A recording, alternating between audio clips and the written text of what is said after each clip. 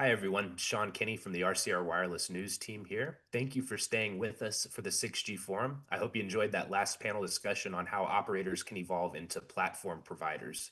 For this next session on AI for wireless, it's a pleasure to introduce Dr. Taro Eichler, Technology Manager for Wireless Communications and Photonics with Rohde and Schwarz. So, Taro, thank you for joining us, and I'll hand things over to you. Okay, thank you very much for this invitation. And today in my talk, I will talk about AI for wireless, evaluating neural receivers with test and measurement in digital twins. And before I start, let me quickly give you an overview over the next 15-20 minutes. So I will start with a short timeline. Where are we in standardization? The evolution from 6G, from 5G advanced to 6G. Of course, AI is, let's say, the heart of 6G, or one of the main topics of 6G, and I will go over some examples. Also demos we did at Mobile World Congress, so related topic AI in RAN, AI native air interface, channel estimation and feedback, that's an important topic, and then neural receivers and digital twins. So let me quickly start with the timeline. I think everybody is aware where 6G is going. So the rollout is planned in 2030. Just now we're in 2025. Well, important, let's say, milestone regarding frequencies was, of course, the World Radio Conference 2023. There, let's say, some decisions have been made regarding potential frequencies, which will be considered and discussed, which will be on the agenda of the World Radio Conference 2027. And these are mostly in the so-called FR3 region between, let's say 7.125 and 15 gigahertz. But that's not the topic of today. So today we will talk about AI in wireless, and as you see here also on the roadmap, that is already part of release 18, 19, and 20. It's at least some special functionalities. We will look at one example, the so-called CSI feedback.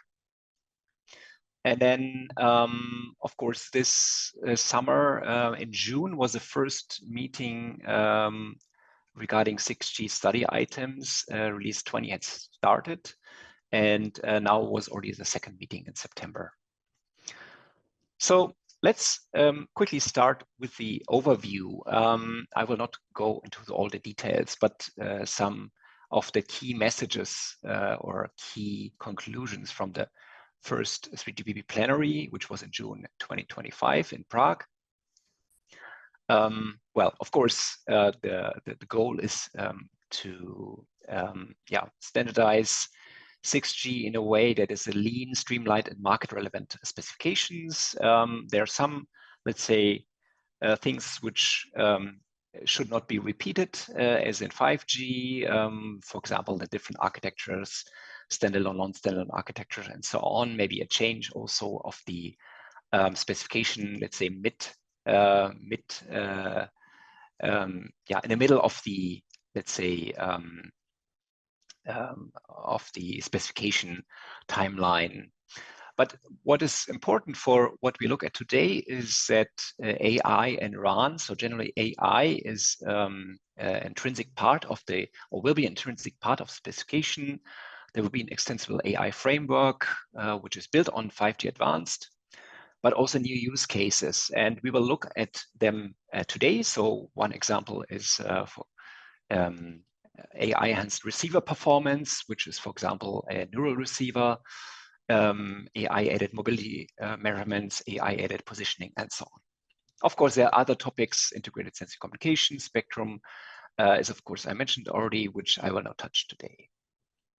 So going from 5G to 6G, so of course there will be, let's say, a gradual transformation, or this is already happening in 5G, let's say, where the signal processing is still completely classical. Yeah, and we have one example we look into is a kind of a transceiver chain. And then in going to 5G, advanced machine learning enhances or replaces certain processing blocks. We will look at some examples later on. And then towards 6G, of course, there will be really aspects where machine learning will help optimize, not only optimize, but be an intrinsic part of the physical layer MAC and enables end-to-end AI-driven communication. So we will talk about the integration into the communication chain in the first example. But before that, let me quickly name the, let's say, 3 flavors, one could say, of AI and wireless. So usually one talks about AI on RAN, which is, for example, slicing, so network slicing, testing with RFIP impairments and supporting AI applications. Yeah, so that is one aspect. Then there's AI for RAN, where I is used to improve RAN, and we will look at 2 examples today: neural receiver and CSI feedback enhancement. Others are beam management, position accuracy enhancement, and for example, AI-based DPD, so digital pre-distortion. And then there's the topic AI and RAN, where workloads are shared regarding the computing infrastructure. So let's have a quick look why generally AI is part of 6G. And the reason is, let's say, why? Because AI is suited to learn based on, let's say, sparse data. And what does it mean?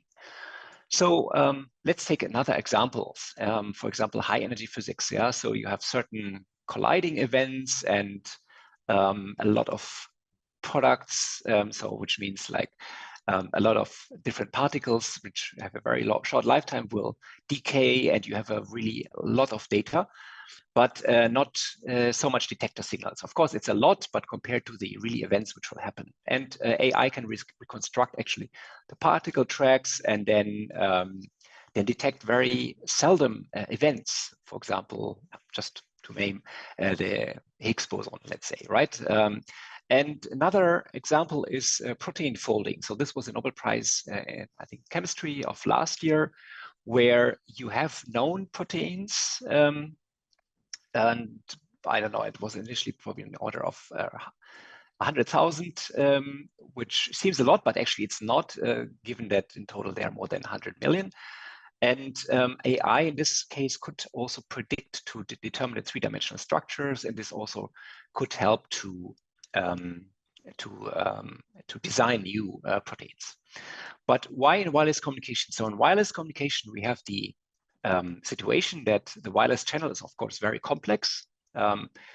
Everything influences the wireless channel. Of course, we can also use this for sensing, and this is all activities going on also now as part of 6G. But for example, if you want the channel state information, you don't have much information. You have a few pilots, and from this you need to reconstruct a really complex channel, and AI actually can help with that. Yeah, so that's actually the example we will look at in the next slide. So generally speaking, where in a complex system where we only see parts of the data, it's AI can really help to construct reality. And this leads us directly to the first example, CSI compression. So you can imagine if you have massive MIMO, that you need very precise beamforming, and to get high performance data transmission. This is especially true, of course, at higher frequencies, but even in the lower frequencies. And the higher the, let's say, rank or the MIMO, the more feedback you need from the channel, the more information you need. And this is, of course, giving all this information back. This really requires a lot of signaling overhead, which we want to reduce as much as possible. Yeah, so at the Mobile World Congress here, we had a demo.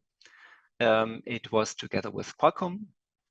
And this is also an interesting aspect, because here we have on the right side, you see in the demo the CMX, which is a base station simulator. And then on the left side, you have the UE device under test from Qualcomm.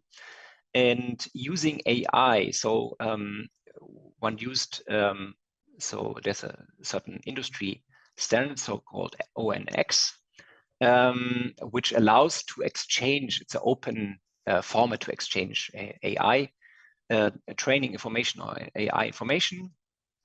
And having implemented both, let's say the same algorithms on the base station simulator, and the AUE allows to test interoperability. Yeah, and that is actually a crucial part of testing. And well, regarding throughput testing, one could show also that CSI feedback using AI could actually improve the throughput by 51%. So let's look at another example. This is a null receiver.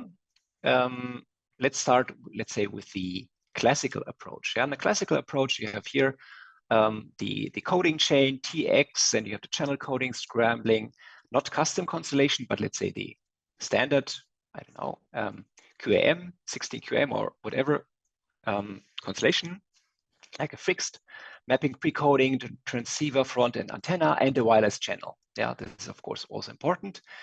And then everything kind of mirrored back to the RX to the receiver. And well, what is happening now is that machine learning is applied to certain processing blocks of this chain.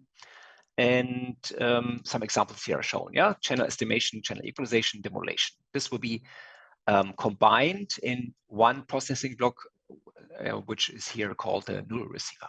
Yeah, so that's kind of what we want to test. And of course, we need to take into account, of course, also the wireless channel. So what is shown here in this graph here in the middle is the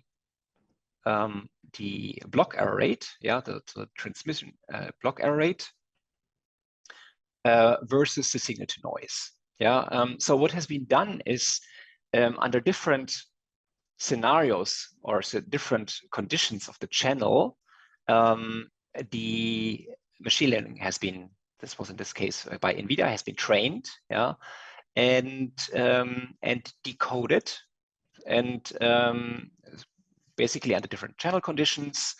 The channel was then influenced in such a way that the signal to noise is reduced. So and then you can see how the detected, so the block error rate goes up, of course. So the error rate goes up. And if you compare, let's say, the traditional method, the classical method, which is called here the LMSE, so it's a yellow line compared to the null receiver line, you can see that it's possible to get up to 3 dB performance gain. Yeah, so even at worse signal to noise, you get a better block error rate, or other way around. Yeah, so you can yeah, and this allows also now to for example, use custom constellation diagrams. Yeah, in a normal constellation diagram, for example, you have always pilots, which you also send via the channel, which are spread in space and time. Sorry, in frequency domain and in time. And if you use dedicated pilot sequences, no, so not dedicated pilots, but here constellation diagrams, which are custom, you can actually neglect, you can get rid of these pilot signals and use directly this custom constellation diagram because it's decoded by AI. And here are, for example, on the right side are shown demodulation reference signals here in orange, and you can see they take up a certain time frequency space within the transmission within transmission blocks, and this is of course overhead you can get rid of. And what's the next step? So again, here the demo itself on this picture below, you can see on the left side, you have here the transmitter. On the right side, you have the receiver. And the transmitter, of course, includes the channel. Yeah, so the transmitter also includes the impact of the channel. And of course, you want to reproduce the channel as good as possible. And which means also maybe not using, let's say, standard channel, standard channel definitions as in 3GPP, but really the information from the on-site or environment-specific situation. And this was actually the demo of also this year at the Mobile World Congress. So what you do is, let me explain first. So what was done is to do ray tracing to get a certain channel model of a specific environment. For example, this was in our headquarters at Rohde and Schwarz in Munich.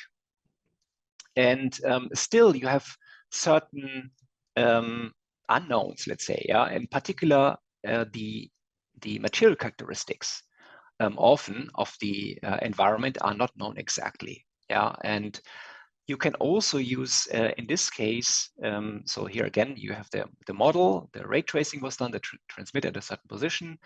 Then you do ray tracing. We also did measurements in order to compare the ray tracing with the real actual measurement data. And this you can use to calibrate your material characteristics.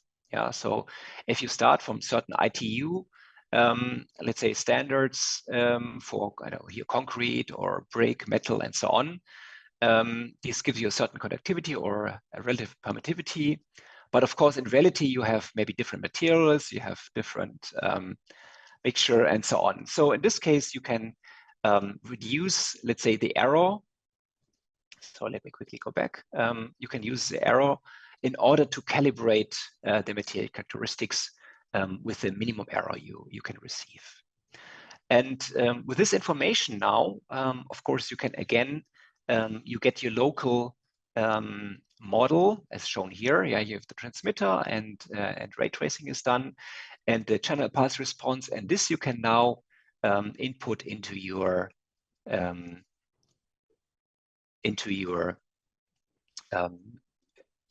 model, which you then use for training again. And here is another aspect I wanted to show. This is almost my last slide. Here, what was done is based on ray tracing. In this case, it was a collaboration with ANSYS. You have here a scenario where a car is driving on the street. You have here the base station on this building and a drone above the car. So these are the receivers. Transmitter is fixed on the building. And what you see here is the channel impulse response. So this was actually taken from the simulation and then put into the generator in this case, which can in real time then replay the situation of this particular scenario as it was calculated. So this gives you an even more precise possibility to replicate the environment and bring this into the lab to do a real-world dynamic radio channel testing and use this for your training and so on. So in a solution, for example, this could look like this. You have here a generator. I was already mentioning this. So you can load certain time variant wireless channel models as is calculated, what you saw in the last short video. And this can be loaded into the instrument, then replayed. And then you can, for example, have certain constellation diagrams, custom constellations loaded into the analyzer, and then do the null receiver performance analysis, for example. So that was my example I wanted to mention, and I would like now to wrap up.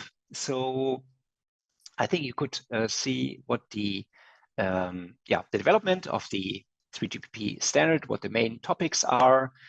I showed some example where we use this two-sided AI/ML model to test CSI compression, and also I showed some digital twin simulation to test neural receivers in a kind of a real environment, but in the lab. And anyway, I think test and measurement definitely will be necessary and helpful to assure cross-vendor interoperability for benchmarking and of course performance validation.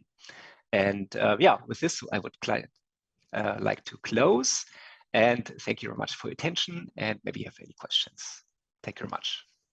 Yeah, unfortunately, we're not going to have time for questions today, Dr. Eichler, but that was a No really problem, sure. interesting presentation. So thank you for joining us at the 6G Forum to share that. And, for everyone watching, Dr. Eichler referenced the 3 flavors of AI RAN. In the next panel, we've got some experts, including the chair of the AI RAN Alliance, joining us to help cut through the hype around AI native 6G. That'll get started momentarily, so please join us for that.